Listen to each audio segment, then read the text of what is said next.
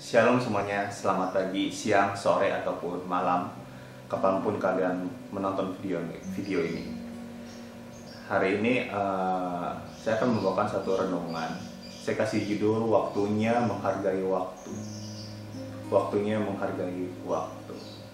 Untuk itu saya ingin memulai dengan satu pertanyaan kepada saudara semua. Menurut saudara, apa sih yang paling berharga di dalam dunia ini? Apa yang paling berharga? Selain pengorbanan Yesus di kayu salib, sebenarnya waktu juga berharga, saudara. Waktu berharga.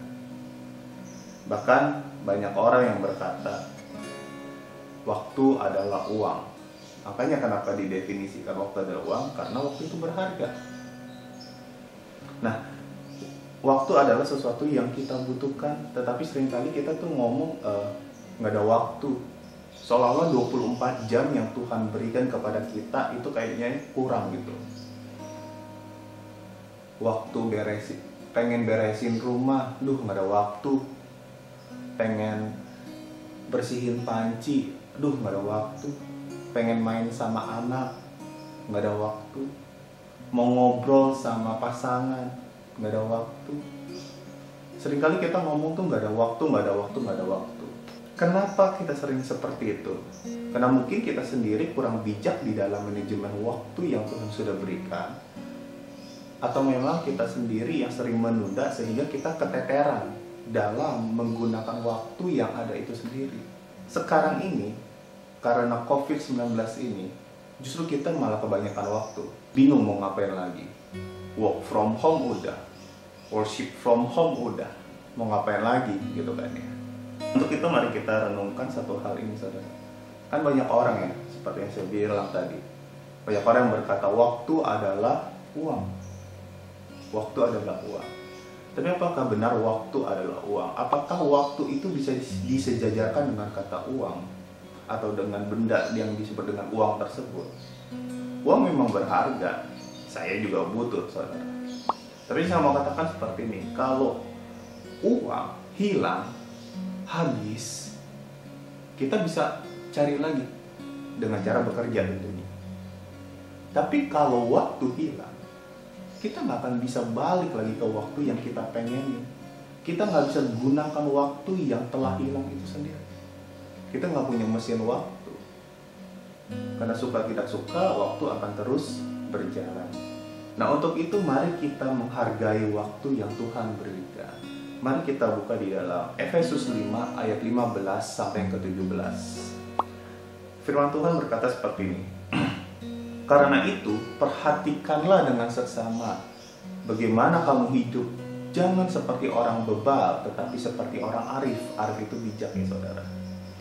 Ayat 16. Dan pergunakanlah waktu yang ada. Karena hari-hari ini adalah jahat. Ayat 17. Sebab itu janganlah kamu bodoh, tetapi usahakanlah supaya kamu mengerti kehendak Tuhan itu sendiri. Jadi jelas firman Tuhan mengatakan apa? Gunakanlah waktu yang ada. Nah, COVID-19 tuh membuat kita tuh memiliki banyak waktu sekarang. Kita harusnya bisa menggunakan waktu itu dengan bijaksana. Kata waktu di dalam bahasa Yunani ada dua. Mungkin kalau saudara sudah sering mendengar khotbah, saudara tahu tentang hal ini. Yang pertama adalah kronos. Kronos itu bicara tentang urutan suatu peristiwa atau urutan suatu kejadian, saudara. Itu kronos. Saudara mungkin lebih sering mendengar kata kronologi. Nah, kata kronologi itu berangkat dari kata kronos itu sendiri, saudara. Jadi suka tidak suka, waktu itu akan berjalan. Yang kedua adalah kairos. Kairos itu lebih ke arah peluang, kesempatan yang mungkin tidak akan datang yang kedua kali. Kata waktu yang digunakan di dalam ayat 16 ini, waktu firman Tuhan berkata, pergunakan waktu yang ada. Firman Tuhan itu mengatakan, gunakanlah kesempatan atau peluang yang ada. Karena firman Tuhan mengatakan bukan pakai kata kronos, tetapi memakai kata kairos. Dari segi perspektif kuantitas dan kualitas, saudara, kata kronos adalah waktu kuantitas di mana tuh kita bisa beraktivitas di sana. Itu kronos. Sementara kairos adalah waktu kualitas dengan hal apa kita mengisi aktivitas tersebut. Nah, inilah yang menjadi perbedaan besar antara seseorang dengan seseorang yang lain, yaitu bagaimana dia menggunakan kairosnya. Setiap kita punya waktu yang sama dalam satu hari. Dalam waktu 24 jam itu, ada orang yang memakainya dengan malas-malasan, ogah-ogahan, tapi ada juga yang melakukan sesuatu yang berguna, berkarya, bekerja, memaksimalkan talenta yang memang Tuhan sudah berikan kepada kita. Nah, perbedaan kualitas seseorang akan terlihat dari situ. Karena suka nggak suka gini, saudara, Kronos akan berjalan, Kronos suka nggak suka akan berjalan. Tapi perbedaan kualitas seseorang itu akan terlihat di saat yang satu males-malesan, yang satu menggunakan waktu dengan baik untuk berkarya, mengukir prestasi. Dan saya percaya kalau orang yang bisa menangkap kairos dengan benar, menggunakan kesempatan atau peluang itu dengan benar, dia bisa mengukir satu keberhasilan dengan keberhasilan yang lain, saudara. Sementara mereka yang hanya menangkap kronos tanpa kairos, mereka kayak stuck di dalam perjalanan waktu yang terus bertambah, usia nambah, makin tua. Tapi bisa jadi dia tidak dewasa, seperti orang yang terjebak di dalam perjalanan waktu. Kalau kita semakin dewasa kerohaniannya, tanpa disadari, kita tuh selalu berusaha menangkap kairos, menangkap kesempatan yang Tuhan sudah berikan kepada kita. Karena kita pun menyadari bahwa kairos itu mungkin tidak akan datang untuk yang kedua kali. Sehingga kita selalu berusaha menggunakan kesempatan yang Tuhan sudah beri itu. Saudara, firman Tuhan itu selalu menasihati kita untuk menggunakan waktu dengan baik. Di dalam 1 Petrus 4 ayat yang kedua dikatakan seperti ini. Supaya waktu yang sisa jangan kamu pergunakan menurut keinginan manusia, tetapi menurut kehendak Allah. Jadi maksudnya tuh kita harusnya menggunakan waktu yang ada ini bukan untuk keinginan daging kita, tapi nurutin tuh kehendak Bapa di sorga. Di dalam Lukas 2 ayat 52 dikatakan gini, Yesus semakin bertambah besar dan bertambah hikmatnya dan makin dikasihi oleh Allah serta juga manusia. Jadi di dalam pertumbuhannya itu sendiri, Yesus menggunakan waktu dengan baik, saudara. Kenapa? Karena firman Tuhan mengatakan Yesus itu semakin bertambah besar, fisiknya oke, hikmatnya juga tambah besar, dan dia makin dikasihi oleh Allah juga oleh manusia. Coba mari kita telaah satu persatu bagian yang ini, saudara. Yang pertama, Yesus itu memperhatikan fisiknya. Kenapa? Karena firman Tuhan berkata Yesus semakin bertambah besar. Kita ini, saudara, di dalam situasi COVID-19 ini penting sekali memperhatikan fisik kita, menjaga tubuh kita supaya memiliki kekebalan tubuh yang baik, saudara. Supaya nggak gampang sakit, saudara. Fisik itu penting. Kita seringkali lupa, kita kejar sorga, lupa kalau masih injak bumi. Nah, untuk itu di hari-hari seperti ini kita perlu sekali memperhatikan bagian fisik kita. Jaga kesehatan, apa yang kamu makan, apa yang kamu minum, olahraga yang cukup, dan lain sebagainya. Hal itu membuat kita semakin bugar secara jasmani. Lalu yang kedua, dikatakan di dalam firman Tuhan bahwa hikmatnya itu bertambah. Saudara, sebagai orang Yahudi, Yesus menggunakan waktunya benar-benar dengan sangat baik. Kenapa? Karena dikatakan di dalam Lukas 2 ayat yang 46 sampai ke 47 itu seperti ini. Sesudah 3 hari mereka menemukan dia di dalam bait Allah. Dia sedang duduk di tengah-tengah alim ulama sambil mendengarkan mereka dan mengajukan pertanyaan-pertanyaan kepada mereka. Dan semua orang mendengar dia sangat heran dengan kecerdasannya dan segala jawab yang diberikannya. Artinya apa, saudara? Yesus tidak menyia-nyiakan waktunya untuk hal-hal yang sepele. Waktu usianya bertambah, di sini kurang lebih usia Yesus adalah 12 tahun. Nah, saudara, dia melakukan 2 hal yang diperlukan untuk menambahkan hikmatnya. Apa itu? Contohnya, seorang dokter, dia bisa menghemat waktu saat menganalisa suatu penyakit jika dia berusaha mendengarkan dengan baik apa yang dikatakan oleh sang pasien.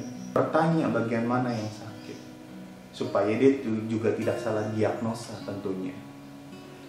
Nah saudara, dalam kehidupan kita tuh lebih senang menghabiskan waktu untuk memberitahu suatu informasi daripada mendengar. Nah ini yang salah saudara. Konflik seringkali terjadi karena kita malas melakukan dua hal ini, yaitu malas bertanya juga malas mendengar. Konflik di dalam rumah tangga juga sering terjadi. Karena apa? Karena seringkali seperti itu. Kita malas dengar, kita juga malas bertanya. Nah untuk itu mari kita gunakan waktu yang ada ini dengan lebih bijaksana lagi, dengan lebih baik lagi. Supaya hikmat kita bertambah, kita perlu banyak bertanya, kita perlu sering mendengar. Listening dan hearing itu jelas dua hal yang berbeda. Listen dan hear. Hear itu mendengar. Mendengar itu hanya menangkap satu bunyi ke gendang telinga kita. Tapi kalau listen itu adalah mengerti, memahami, menyimak apa yang dikatakan oleh seseorang atau dari bunyi-bunyian tersebut. Sama-sama mendengar, sama-sama menerima gelombang suara lewat gendang telinga kita. Tetapi memiliki dua makna yang sangat berbeda jika kita melakukannya dengan benar. Listen, mendengarkan, menyimak, memahami setiap apa yang dikatakan oleh orang. Dan jangan malu untuk bertanya juga, saudara. Amin. Yang ketiga, Yesus juga dikasihi oleh Bapa. Dia makin dikasihi oleh Allah. Saudara, ini menarik, saudara. Tidak ada catatan khusus di dalam Alkitab tentang cerita Yesus saat dia masih kanak-kanak, kecuali waktu dia usia yang ke-12 tahun, yang di dalam kitab yang sudah kita baca tadi. Tapi ayat ini sebenarnya adalah menjelaskan sifat Yesus sebenarnya. Ayat ini ditulis karena Yesus pernah melakukan sesuatu tentunya. Ini adalah buahnya, saudara. Jadi sederhananya seperti ini aja. Kalau Bapa mengasihi Yesus, maka Yesus berarti melakukan hal yang disenangi oleh sang Bapa. Berarti Yesus melakukan kehendak Bapa itu sendiri. Yesus taat, Yesus nurut. Sama halnya kayak seorang anak. Seorang anak akan semakin disayang sama bapaknya, sama orang tuanya. Kalau apa? Kalau anak itu nurut. Kalau anak itu makin taat. Dan kemudian adanya relasi di antara keduanya, saudara. Antara si anak juga dengan bapak. Demikian juga dengan Yesus. Yesus tentu memiliki hubungan yang intim dengan Bapa di sorga. Itulah sebabnya dia semakin dikasihi oleh Allah, oleh Bapa di sorga. Salahnya bagaimana dengan kita? Apakah kita mengisi waktu yang Tuhan berikan ini untuk menjalin relasi dengannya? Kita ini punya banyak waktu loh sekarang. Nah, kita gunakan nggak waktu itu untuk bisa lebih dekat lagi dengan Tuhan? Sudahkah kita melakukan kehendak Bapa di sorga? Karena jangan sampai kita menyesali di belakangan. Di dalam Alkitab ada satu contoh namanya Salomo. Di usia tuanya, akhirnya dia memang bertobat. Karena di kitab Pengkhotbah dia berkata apa? Bahwa segala sesuatu adalah sia-sia. Segala sesuatu adalah sia-sia. Tapi di dalam satu Raja-Raja, saudara, satu Raja-Raja 11 ayat 3-4 itu diceritakan bagaimana dia memiliki istri. Dia memiliki 700 istri dari kaum bangsawan dan 300 gundik, saudara. Dan di ayat 4 dikatakan seperti ini, sebab pada waktu Salomo sudah tua, jadi ini udah tua nih ya, istri-istrinya itu malah mencondongkan hatinya ke allah-allah lain. Maksudnya adalah ke penyembahan berhala, saudara. Sehingga Salomo tidak dengan sepenuh hati berpaut kepada Tuhan, seperti Daud ayahnya. Nah, jadi di usia yang tua itu kemudian akhirnya dia menyesal, saudara. Kenapa penyesalan selalu akhirnya datangnya belakangan? Kairos yang Tuhan berikan itu dibuat sia-sia oleh Salomo, saudara. Padahal saat itu ia adalah orang paling berhikmat. Nah, pertanyaannya adalah kenapa dia bisa jatuh? Padahal dia orang paling berhikmat loh, saudara. Karena tanpa Tuhan, wisdom is never enough, saudara. Without God, wisdom is never enough. Kalau kita sudah menggunakan kairos yang Tuhan beri untuk mendapatkan hikmat, itu adalah hal yang baik. Tapi hikmat aja nggak cukup. Kita juga perlu Tuhan. Gunakanlah waktu ini supaya kita semakin dekat dengan Tuhan. Miliki hubungan yang intim dengan Tuhan. Di situasi seperti ini penting sekali saudara makin mengenal siapa yang punya sorga, siapa Bapa itu sendiri. Amin saudara. Terakhir yang keempat, firman Tuhan mengatakan bahwa Yesus makin dikasihi oleh manusia. Jadi dia juga dikasihi oleh manusia loh saudara. Ayat ini benar-benar menjelaskan pribadi Yesus sebagai manusia yang mau bergaul, mau bersosialisasi dengan baik dan benar. Terbukti buahnya lewat ayat ini, dia dikasihi oleh manusia. Artinya apa saudara? Ada orang-orang yang mengasihi Yesus. Ada orang-orang yang senang dengan keberadaan Yesus itu sendiri saudara. Dan itu terbukti waktu dia sudah dewasa sebenarnya. Nah saudara, Yesus punya teman waktu dia dewasa. Maria, Marta, Lazarus, 12 murid Yesus itu teman-temannya dia. Maria Magdalena dan lain sebagainya saudara. Yesus punya sahabat, Yesus punya teman. Dia dikasihi oleh orang-orang di sekelilingnya saudara. Ya emang sih dia banyak hatersnya, apalagi ahli Taurat sama orang Farisi itu hatersnya habis tuh saudara. Tapi yang di sini Yesus datang bukan untuk menyenangkan semua orang, tapi Yesus datang untuk memberikan keselamatan dan membenarkan apa yang salah saudara. Ahli Taurat sama orang Farisi nggak senang dengan keberadaan Yesus itu sendiri. Tapi poinnya di sini saya mau kasih tahu bahwa Yesus berarti menggunakan waktunya dengan baik, yaitu untuk bersosialisasi saudara, untuk bergaul saudara. Dia mau menggunakan waktunya itu. Pertanyaannya adalah gini, bagaimana dengan kita? Sudahkah kita menginvestasikan waktu untuk bergaul dengan orang-orang di sekeliling kita? Di tengah situasi seperti ini, waktu tuh banyak saudara, banyak banget. Waktu itu mungkin kita saat-saat yang lalu kita diliputi oleh kesibukan-kesibukan kita masing-masing. Sibuk kerja, sibuk melakukan sesuatu dan lain sebagainya. Kita sibuk melakukan banyak hal saudara, sehingga kita sulit untuk bersosialisasi, berelasi dengan orang-orang sekeliling kita. Nah, di waktu seperti ini nih, kita bisa menghargainya, kita bisa menggunakannya dengan apa? Dengan bersosialisasi dengan orang-orang sekeliling kita. Sehingga kita makin juga dikasihi oleh orang-orang di sekeliling kita saudara. Nah, kesibukan adalah musuh dalam suatu hubungan saudara. Seringkali kesibukan itu menjadi tembok penghalang antara kita dengan orang lain, interaksi kita dengan orang lain.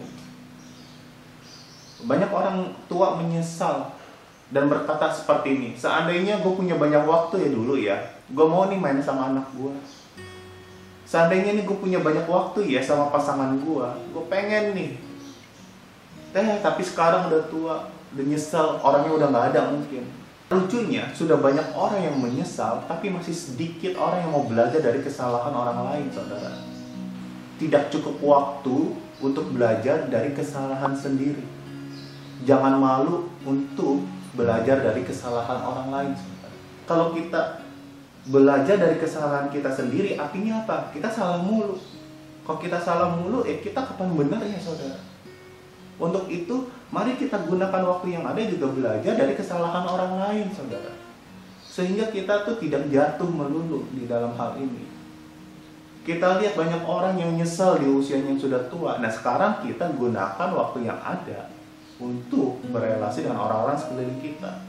Ngobrol dengan pasangan, main sama anak. Mungkin waktu kita lagi kerja, kita tuh nggak ada waktu di situ.